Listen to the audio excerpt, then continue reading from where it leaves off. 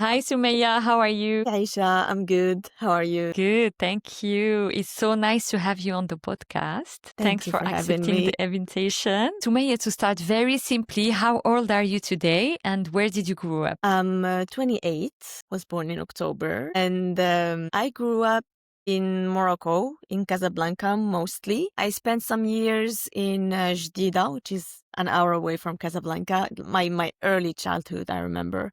But most of my time, most of my life, I've spent in Casablanca. I live in Casablanca today, so. And if you think back to your childhood, what kind of little girl were you? I was very shy, very introverted. I was a good student, so I did well at school.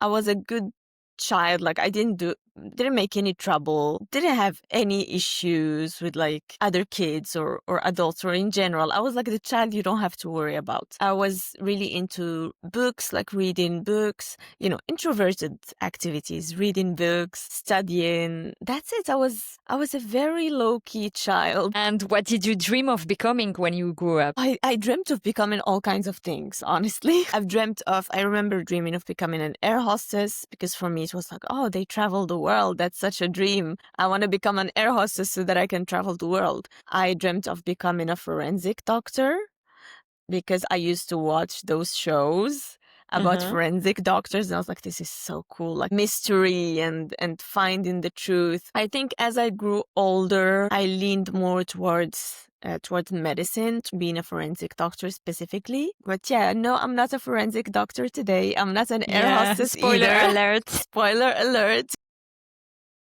And how did your family and upbringing shape the way you saw what was possible for you or even what was required from you? I don't think there was anything required from me.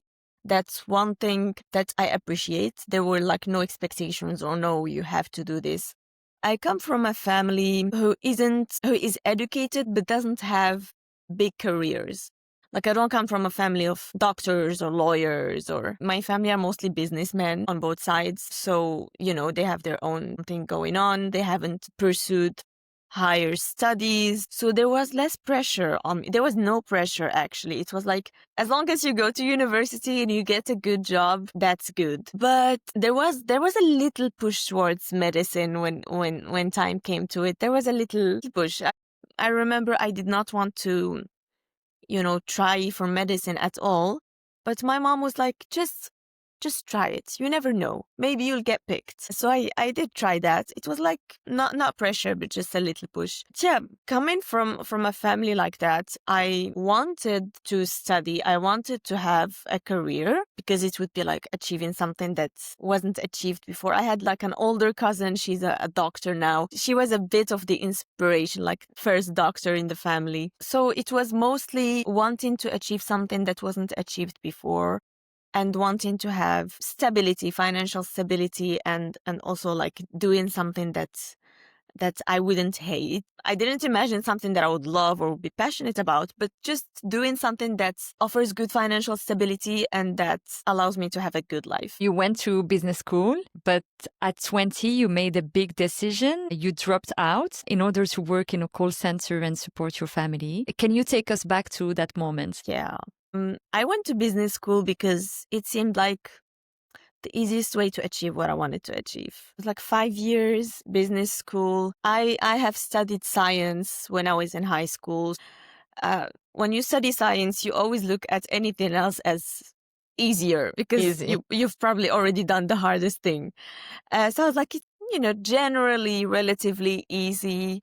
5 years and then I'll be out working. I was researching how much do X jobs pay. And I'm like, great, I'll be able to support myself and support my family and be good. So first 2 years was good. The summer of the second year, I started working at a call center. And the idea was simple. Work for the summer, have some money. I remember very clearly. I was like, I need a laptop for my studies, and then maybe I'll have some pocket money saved for the year. So I went with that in mind. And turns out I ended up staying there for 4 years. It was never planned. It was never something that was planned. And so since the first month, actually, I found myself having to pay rent. So it came organically. No one told me you have to pay rent. No one said, Contribute. yeah, no one said, okay, give us your money. But I was like, okay, there's no one else. At that point, many things happened. Family members helped, etc.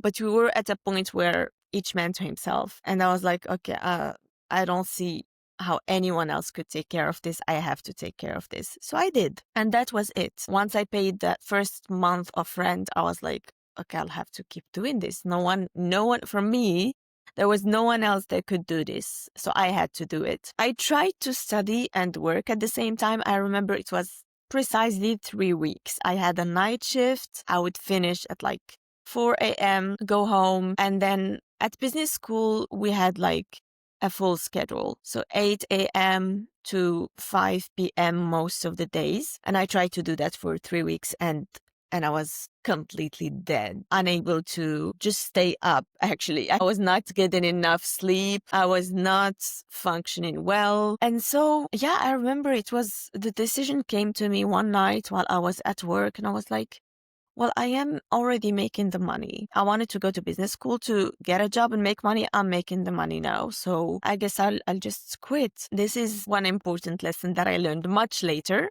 as usually happens with lessons in life, is that sometimes it's not just about the money. It's also about what do you do to get that money? What's the time that it takes from you, the energy that it takes from you, your mental health, all these elements should be taken into consideration when making a decision. So do not recommend, but yeah, that's how it happened. And I ended up working full time for what ended up being 4 years. And what was your day-to-day like working in the call center? Waking up late, as I had a night shift, most of the time having a little breakdown while getting ready. I remember those breakdowns very clearly. It was a constant occurrence of breakdown, cry, okay, put on makeup, put on clothes, go to work. And I realized that it was sucking the life force out of me quite early, after a few months. I mean, I started working in July. By December, I already realized the toll it has taken on me. But for me, I didn't have a choice. So like, wake up, get ready. Sometimes when I'm in a good mood, I would like prepare lunch for myself, prepare something to have at work, and then just go to work and count the hours. Like, just try as much as possible to survive the day. And what was it? Like, it was the work itself? It was the environment? It was the work itself. I don't think I'm made for that kind of job. I don't think that was something that I could do, even though I ended up doing it because I had to, but it took a toll on me. As I said, I was a very shy child. I was introverted. And that stayed with me even in my adult years. And the job was having to take calls and talk to people for like 8 hours. So for someone who's an introvert, you can realize that the battery is just drained. On top of that, I'm afraid of conflict. That's like one of my fears. I can't confront people. I can't have conflict. And there was conflict from time to time. Sometimes you would get people who weren't satisfied. You had to deal with conflict. That was part of the job. And it really like triggered me. The environment was pretty good. Actually, I had a good relationship with my supervisors, with my teammates. I think that was definitely one of the things that made me stay for as long as I stayed. I got promotions eventually, and that helped as well. But I was not cut for a job like that.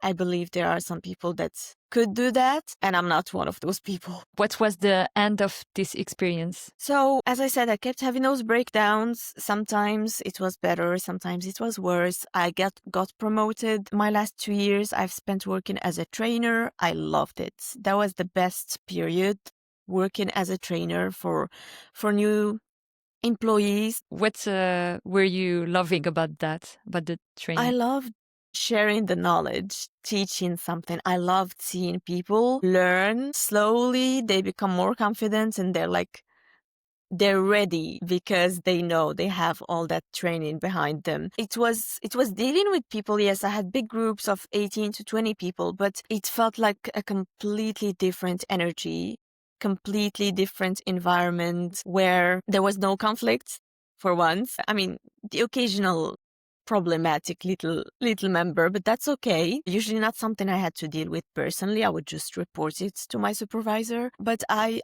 loved it. It was good. However, when there was no group to train, I was back to supporting. I wasn't back to taking calls, but I was back to supporting the whole production, which meant coming face to face with conflict again. So whenever there was a complaint, whenever someone wanted a supervisor, I was the one that had to deal with that. And so it was one day where I was at work. I've already had a breakdown at work. I ended up taking a vacation, which was offered to me by my supervisor. As I said, I would have probably left then. It was a year before I actually left. But I ended up being offered a vacation, being told it's okay, just go rest, come back, and then we'll see. And so I came back rested and good, but the breakdowns came back again. And yeah, this time I had a breakdown at work, went to the bathroom, cried my eyes out, was shaking. I was like, we're either going to make a decision to leave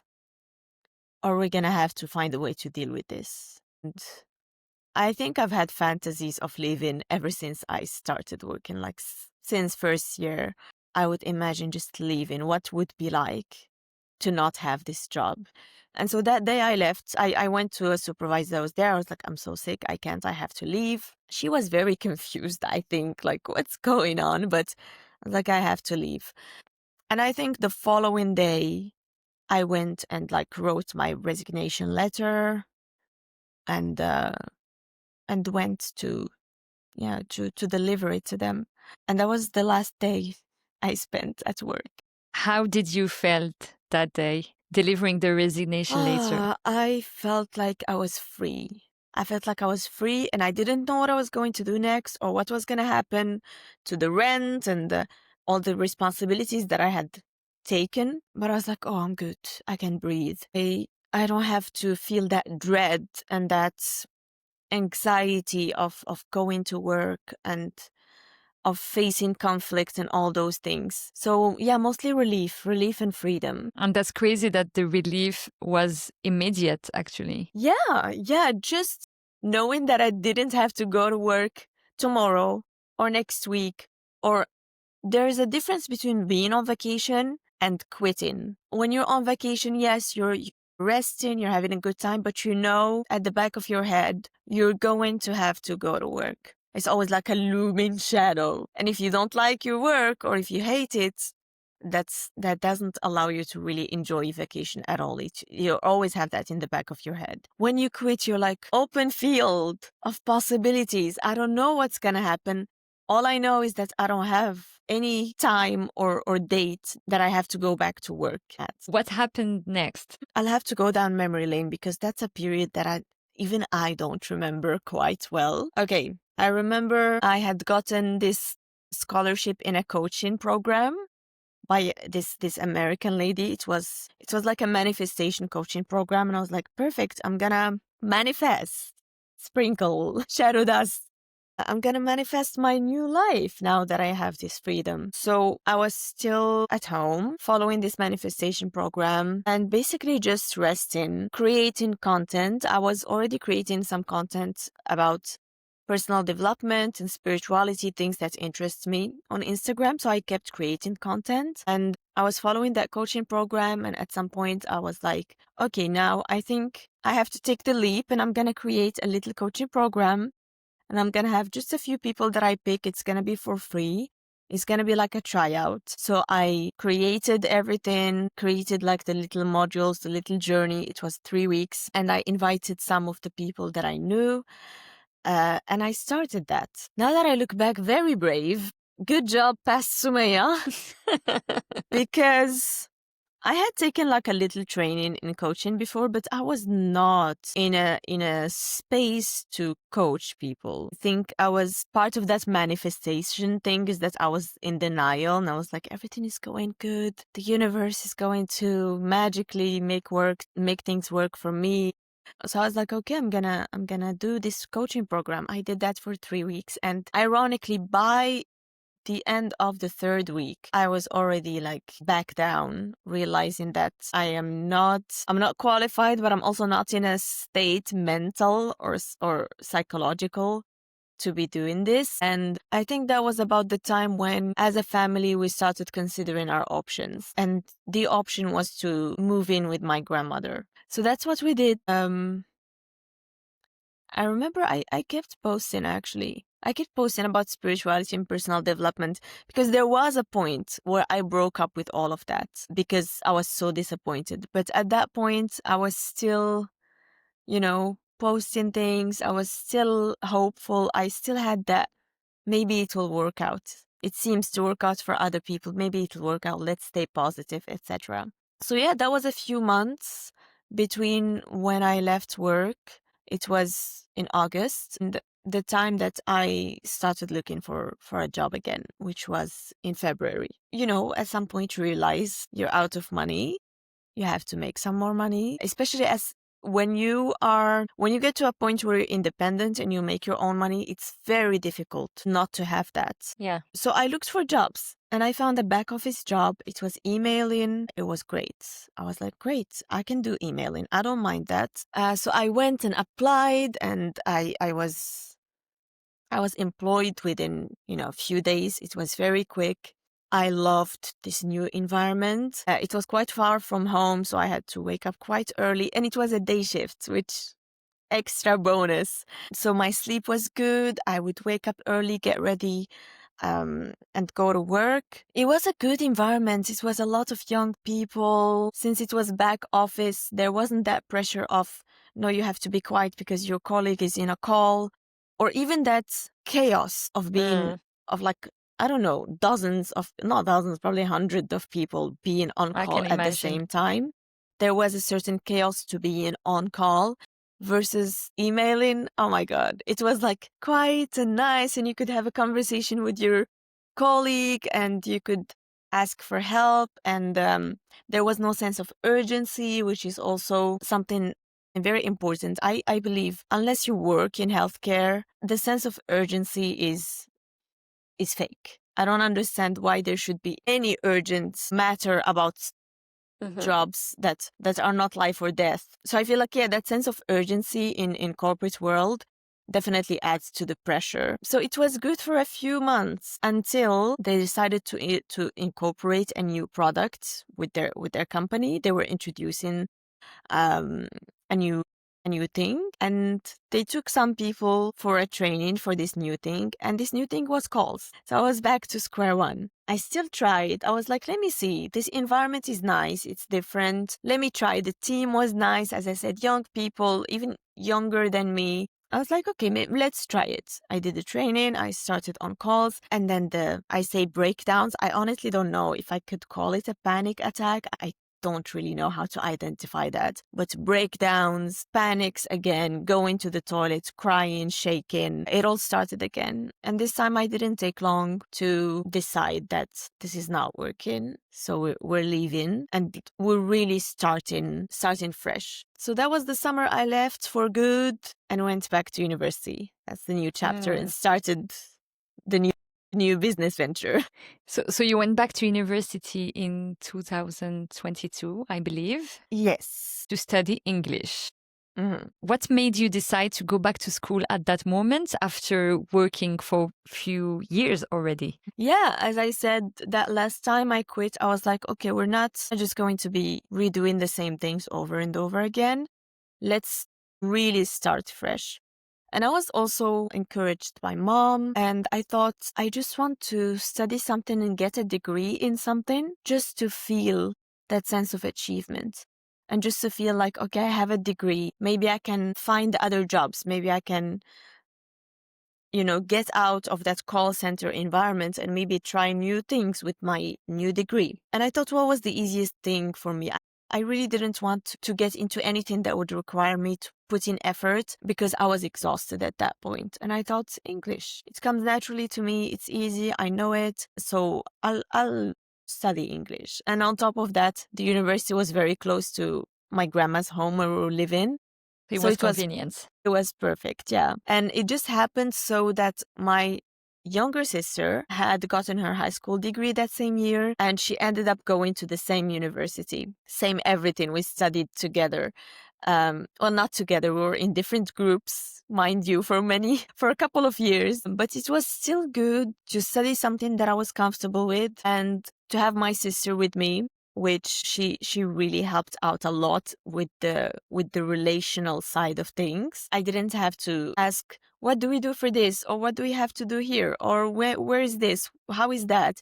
She was on it. She was in the WhatsApp groups. She was following the news. She was following what's going on. So she would just tell me, hey, we have this, or hey, this is happening, or hey, you have to do this. I was like, thank you, thank you. So it was an environment that allowed me to feel like, oh, I'm growing, I'm learning something, even though I was comfortable with this, but it was still an environment of learning. And it was an environment that I kind of had control over because I knew what I was doing. I felt at ease. I wasn't stressing about exams for the first 2 years. It was all good. And at the same time, as I went back to university, I started making videos on YouTube teaching English. It was my mother's idea. And yeah, she kept like telling me the idea many times, going like, just do it, just try it, it's good. You'll be providing people with value. Look at all these influencers that most of them don't provide any value. You have, she said, ilm, you have ilm. Mhm. You have knowledge that Knowledge. you have to share with the world. This is, even without thinking of what you would get out of it, this is good to share your knowledge with people and for them to benefit from it. So I did. I started making videos on YouTube, teaching English at the same time as I started university. Finally, it felt like, okay, something new. I had hope again. There was something different out there for me. How did you felt as an introvert in front of a camera and putting yourself on YouTube? Interestingly, I was very comfortable with that. So as I said, I used to post on my social media on Instagram about spirituality and self-development and all those things. So I was pretty comfortable in front of the camera. I had years behind me of, recording on my phone, posting to my social media. So it kind of came natural. It was not stressful. I don't remember having any fears about it. And like, even when I put it out there, I was like, okay, it's out there. It didn't feel quite different to me, which is why I thank past Soumaya again. There are some things that I failed at for sure, but after a while, I realized these were lessons and skills that I was building, and I was building them the hard way, but it feels so easy now. Film myself, put it on YouTube. It was like nothing because I had already done that before in my failed ventures. How did the idea of teaching Derija first come to you? Okay, so I had been teaching English for a year, I want to say, and someone that I knew that had an experience with teaching Darija to expats live in Morocco was like, hey, you're already teaching English. You can do like English Darija mix. You can have your page, teach Darija and also teach English. And I thought, no, it's going to be confusing for my audience. And like, I already grew this page teaching English. I'm not going to do Darija now. It's going to be confusing. But he suggested it again and again. I was like, okay, I'm going to open a new page and I'm going to dedicate it to Derija. And that's what I did. Started a new page, filmed a few videos for Instagram Reels, and did the editing, everything, uploaded. So it was really like, let's try it and see. Let's try it. How the very first class of Derija came, like from posting videos to actually teaching. So with Derija, it was really interesting because I never expected how needed it was. I thought, okay, I'll be teaching Derija to expats, probably. That's the only category of people that I knew would be interested in Derija. But when I started posting, it was growing really fast. Comments, people in my DMs, in my messages, explaining to me that they have Moroccan roots. Their parents are Moroccan, but they immigrated. They were born abroad. One parent is Moroccan, the other is non-Moroccan, and they want to reconnect with their language. Because when they go back home, the aunties and the grandma don't speak what I speak, so I need to learn Darija. I had people who were married to Moroccans, who were engaged to Moroccans. And so people started coming to me asking if I was doing classes. Even before I even thought of doing classes, before I had anything ready, people were requesting that. And so I started with private classes. It was very simple, a Zoom call, a bit like the English classes, Zoom call, a Google Doc with a prepared lesson. It was 55 minutes of learning, of teaching Derija. And at some point, I had so many people asking to have lessons, to have classes with me, that I knew it was impossible to have all of them. And I could see that there was a real demand for Darija classes, and that there was no way I could cover that demand by doing just individual classes. So that's when the idea of having a proper course, proper group program came to me. And it was only a few months between starting to post Darija content and launching the first, what I call Darija Daba program, which is my signature program to teach Darija from scratch. You had to basically design everything from scratch. How was it knowing that for Darija, we don't have like curriculum specific, like real curriculum available, I don't know, in books or online or whatever? It was definitely a learning curve.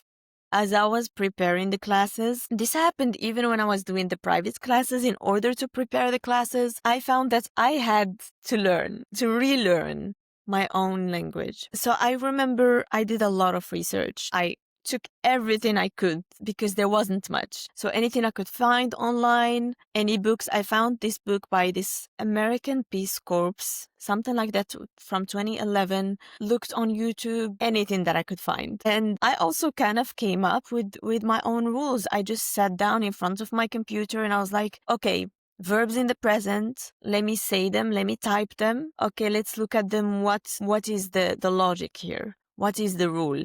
So I would start with what we say naturally without even thinking about it. I would write it down and then I would look for the rule and come up with the rule myself. And that happened to a lot of the grammar, if not all of the grammar that I had to use in my course. So it was interesting to see how there is actually logic to Derija.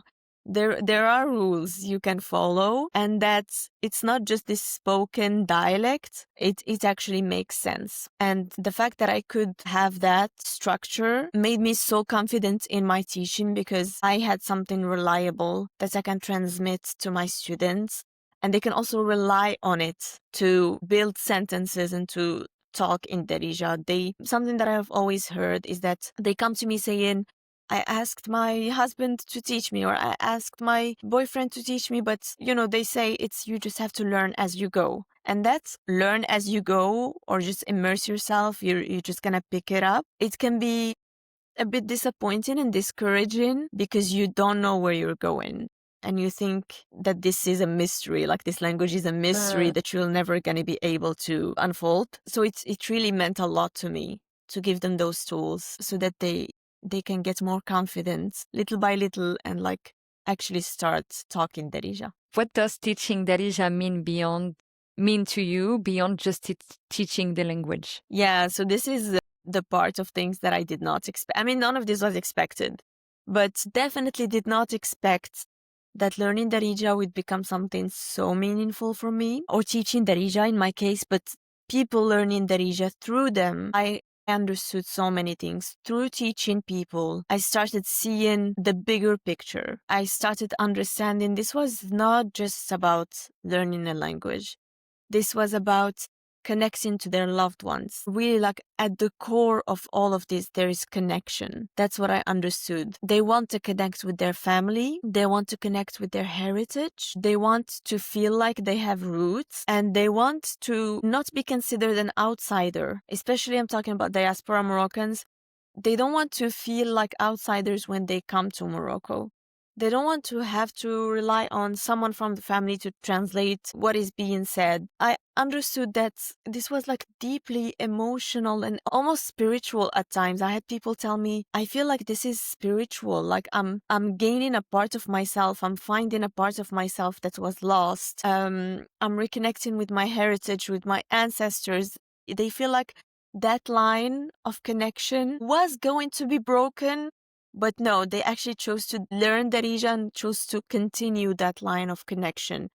through their ancestry and through people that are gonna come after them. So it really hit me like this is more than just teaching a language. This is like the spiritual work I always wanted to do when I was trying to go and follow all those manifestation things and personal development things. This is actually my way of doing spiritual work, of bringing people back to wholeness, back to themselves, back to their roots, even though it doesn't look like it. The impact is this. And I think that's something that's really, from day one, that's something that really made me love what I do, is seeing the real impact it has on people and how they're actually changed personally. Like, it's not just a skill, like their whole person is changed by learning that. So it's incredible. It has become this bigger than me thing that I never expected. Do you feel that by teaching Derija and doing this work, you're also healing or reconnecting with parts of yourself? Absolutely. Yeah. I mean, as someone who was born and raised in Morocco, we know that you're taught that you should learn other languages. Darija is like, who cares?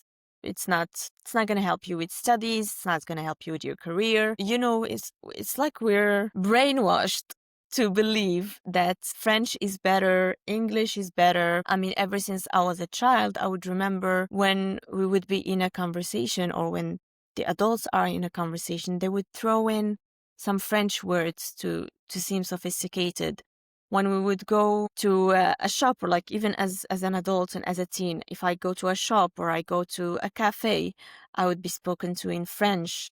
So clearly that was a mark of sophistication. And we would have this thought internalized that in order to be sophisticated and seem intellectual and look like you should be respected because you're treated differently depending on what language you speak, you have to speak French. English came much later. You know, thankfully the new generation is kind of letting go of French and embracing English. English is a bit, it doesn't have the same load as French has. There is a very heavy colonial load that comes with French that doesn't come with English, even though we can argue that, again, it's a matter of education. Not everyone can speak English, so it's going to create a separation between people who are educated and people who are not educated, who don't have access to learning English. That's its own issue. But yeah, when I was growing up, French was it. You had to learn it. Darija was not even a thought. I think that's why a lot of people, Moroccans, born, raised in Morocco, are a bit surprised when they hear that I teach Darija, because we take it for granted. We take it for granted and we don't see any value in it. We don't think that it's a valuable language. And so the ways that this work has changed me is by realizing the brainwashing that I went through by society, by everyone, and realizing that there is value in my own language and I'm going to speak it and I'm going to be proud of it. And I'm taking for granted something that people are paying for and putting time and energy into. They're really investing on all ends in order to learn something that I was taken for granted and was not given the value that it should be given. So now it's different. Now I'm proud of my language. I take it as a matter of personal pride to speak my language when I can, to respond with Darija, even if I'm spoken to in like French, which is still the default. I take pride in having that connection that, again, I took for granted that not everyone has. The fact that I can go on social media and understand what's going on in Morocco. The fact that I can go to the market, the souk, and buy my veggies and speak with everyone without having to think about it. That's such a privilege to have. So yeah, doing this work made me realize how lucky I am to have this connection unbroken and continued with me. And so going back to your journey, was fear part of like your reinvention? Like fear of failure, fear of what people might say, fear of financial instability? I don't think there was much fear as much as there was, what is that syndrome called? Imposter syndrome. I don't think there was much fear. There was a lot of imposter syndrome, not much fear. Maybe it is some sort of fear, imposter syndrome, like, am I not good enough? I think that was the fear of not being good enough, of like being discovered and being exposed as just a fraud. I don't know. I always had this irrational fear of someone being like, "You don't know what you're talking about. No, this is not correct. Actually, you're this." You know, I don't know how to explain it. I think it's an irrational fear that we sometimes have, this imposter syndrome thing. And I feel like as women, we have it more. I've noticed that women have that imposter syndrome more. So maybe we should learn. We should learn a bit from men. This is, you know, a tip to take from men's book.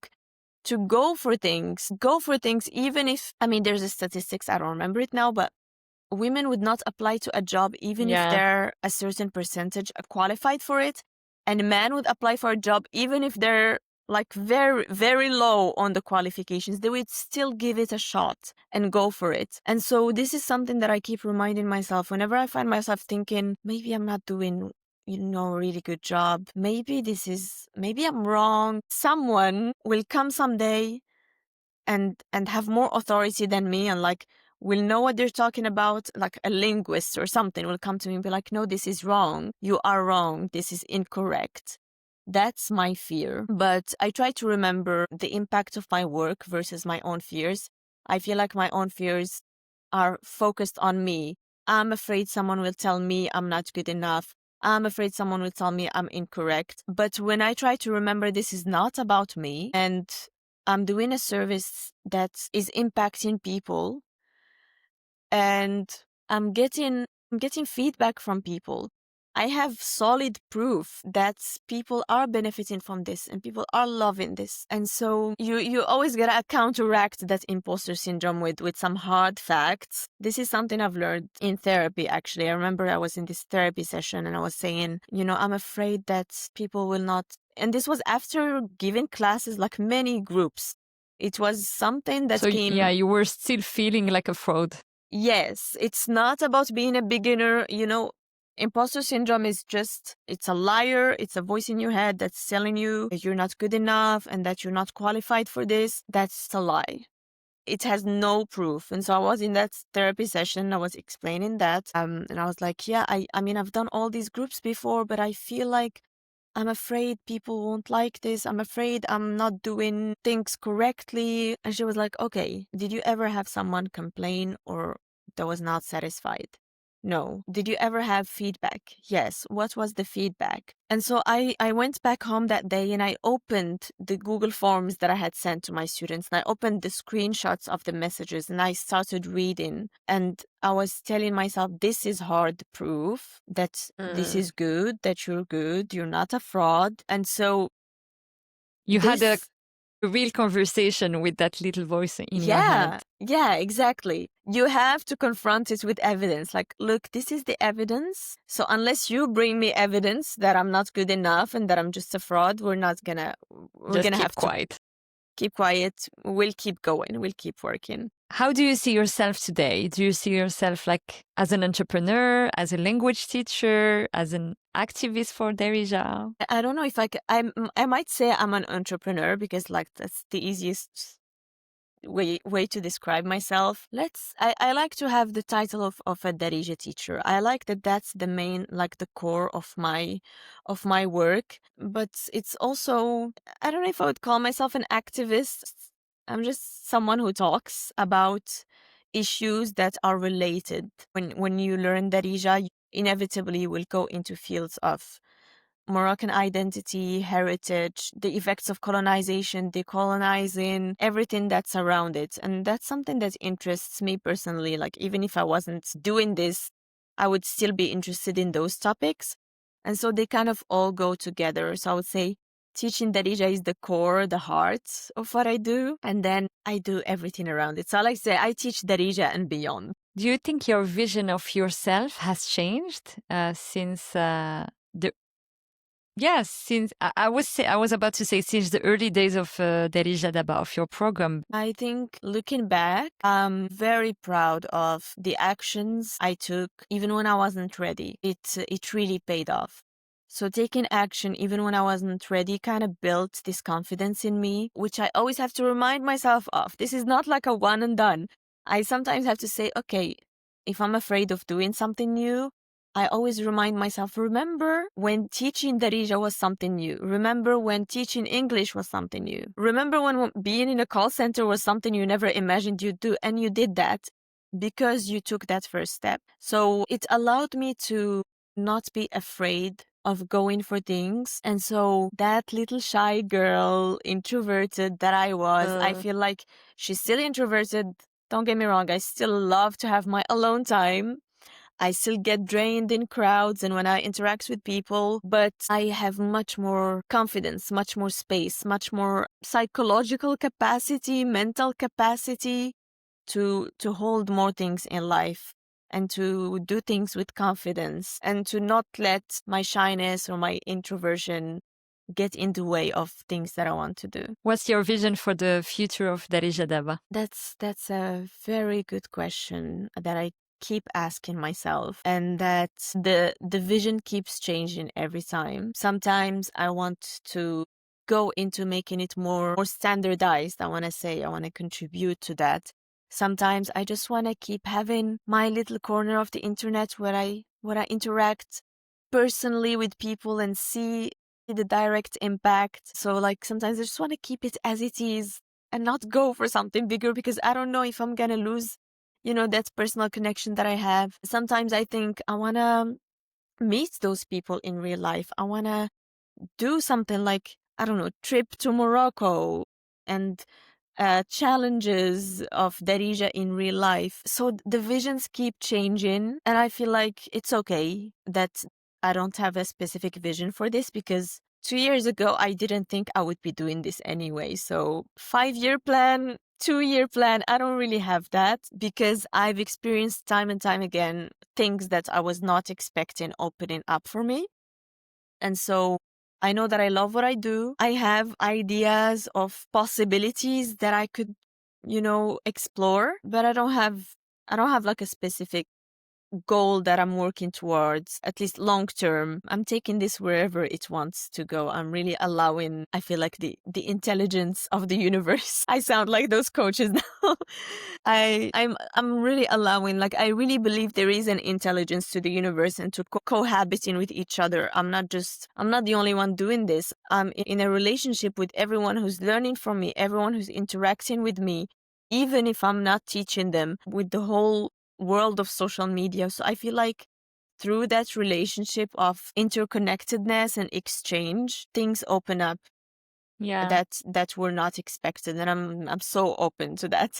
And things will be co-created. Yeah. And what's your vision for the future of Derija by itself? I would love for it to become a language that has a curriculum, has a structure, has materials that is I mean, my dream is for the government to take this seriously. And I don't know if they're gonna do so. I mean, I feel like Darija, but also this is something that our government tried to do with the Amazigh languages, Amazigh, Tarifit, etc. I don't know the level of success of that. All I know is that it's still not standardized. And so I feel like the same for Darija. At some point, we have to understand that it's not just a dialect. At this point, it has moved beyond a dialect, and that there are so many people that could benefit from having like a governmental program that teaches Darija, not Arabic, Darija. I've seen foreign universities have a curriculum for Darija and have research for Darija. And that's something that's very, very lacking in our own country. So yeah, my wish for Darija is to be more accessible through official material, official student books, workbooks. I mean, I love the job that I do, but I would love if it was more accessible. I know that not everyone can come and learn from me. I know not everyone can take classes with me. And so I feel like I want it to be more available, more accessible to everyone, because for children as well, that's something I get a lot. Like, I want to teach my children Darija, but yeah, like we need specific programs for kids, for teenagers, for adults, like any language. I feel there is a few initiatives, but like we don't have an ecosystem. Yes.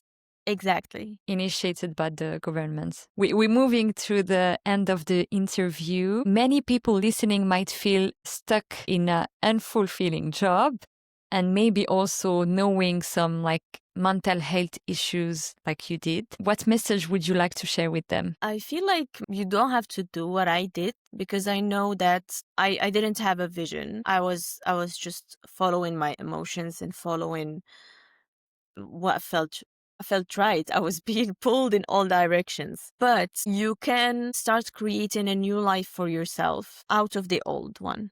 So maybe you don't have to quit your job, but start looking at other ventures. Today with social media, it's so easy to start any new venture or business. If you have a knowledge, if you have a skill, don't underestimate it. You take it for granted because you have it, but there are other people that might want to learn from you. Look at what is the skill that you have that you can teach people. Look at what are the curiosities that you have. Maybe you work in, I don't know, marketing, but you have a curiosity for biology. Follow those curiosity. Try to see, can I enroll in a university program where I don't have to be present all the time, but I can learn on the side? Can I check opportunities for grants or for master programs, moving abroad? Try to open up your world a little bit outside of your job. Because when your job is your whole world, I swear it's like tunnel vision. It's bad for you. When you're not seeing other possibilities, when you think that this is it, You're stuck. you're stuck. This is my career. This is what I like. Maybe you've invested time in it. Maybe you've studied to have your master's or your PhD in this field, and you feel like, okay, I've spent all this time to get here, so now I have to keep going. No, that's sunk cost fallacy. Just because you spent so much time, money, energy on something doesn't mean you have to stay in that thing. Doesn't mean you have to keep going. So start opening your world little by little by doing what I said earlier. And listen, if you feel like it and you want to take a drastic leap like I did, if you trust the world and God like that, go ahead and take a leap. And honestly, what's the worst that could happen? Go back to the job you had before? What's the worst that could happen? I Love don't that think perspective. Yeah, I don't think that you would be worse off. I really don't believe that. You're either gonna go back to what we were doing before because it didn't work out, or it's gonna open up something completely new for you and it's gonna be better. So yeah, have a little faith too, a little blind faith. My last question for you. Do you believe you will reinvent yourself again in the future? Yeah, absolutely. Yeah. I don't know when it's gonna happen. I don't know how it's gonna happen, but I feel like as humans, if we don't grow, we stagnate. We're either growing or we're dying. So as someone who is curious, who has different things that I'm interested in, I feel like, yeah, maybe at some point I'll want to pursue one of those interests more deeply. Maybe there's something I haven't even come across yet. Maybe there's something I haven't seen or even knew it existed. And maybe I'll discover it in the future and I'll want to pursue that. I'm always open to reinvention because I believe that as human beings, we love that state of flow that comes from doing something new where you are learning, but you're also contributing and you feel like you're growing. Any job, I mean, you gain expertise with time and practice, but you don't grow unless you're actually taking actions, like taking deliberate action to keep growing and keep discovering. So I'm more than open to that possibility. I don't know where I'm going to be 2 years from now. So yeah, I'm open to that. I love that for you, it seems to be more a state of mind than like moves, you know? Yeah, I feel like if we just follow our curiosity, sometimes we get too stuck in what we're comfortable with. But if we just follow those curiosities, it might lead us to things that we never expected. I mean, here I am. I'm the example. I swear I did not have a master plan to become this Derija teacher and have this program online. It was really someone suggested it and I was like, okay, let's try it. And here we are today. So yeah, definitely have that state of mind of being open to change and being open to different paths opening up to you. Because if you don't have that mindset and you're stuck on just one path, you're missing out on on so many other things that could be more fulfilling, that could be, that could bring you more joy, that could teach you more. So yeah, I love that. I love this concept of reinvention. I love this concept of growth, of change, of going in different directions, and almost having to always be reintroducing yourself, because what you were 2 years ago, what you were 5 years ago, you're not the same anymore. It's so exciting as a concept. Yeah, definitely. Soumaya, thank you so much for sharing your story with such honesty and heart. It's been really, inspiring to hear about your impact actually that you're making with your work, and also to get to know you. Thank you so much. It's been such a pleasure. And thank you for creating this podcast on this concept that I clearly love a lot. And I'm like so excited about it. I'm so excited to listen to the other episodes and listen to people's stories. So I think this is something that was needed. A podcast about people reinventing themselves, people taking different directions in life. I want other people to know that it is possible, and maybe to gain a little bit of courage to take a step themselves and try something new. That's exactly the purpose of my podcast. Thank you so Amazing. much again. Talk to you Thank soon. you. Bye Goodbye. bye.